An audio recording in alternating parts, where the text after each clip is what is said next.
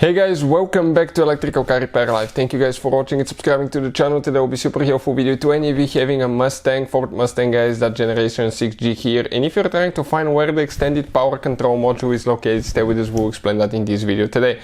If you need to buy any parts tools for a good price and save quite a bit of money guys, check out the link in the description of the video below. That's where we get all our tools and supplies from.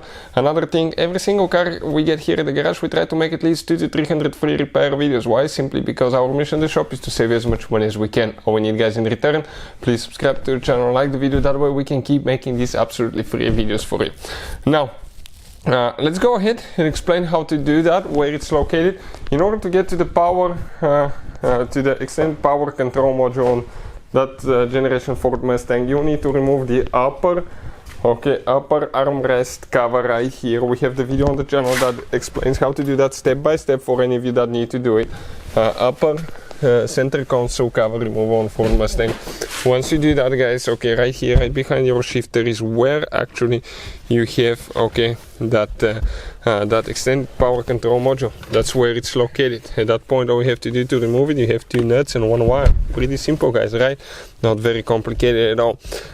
But unfortunately you will not be able to get to it without removing the upper center console cover, and you need to remove the shifter. That's tricky, so you don't break it. All that will be on our channel, please check it out.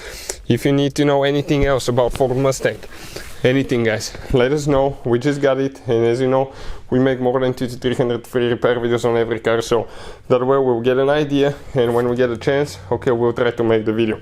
Hopefully the video will be helpful. Thank you for watching and see you next time.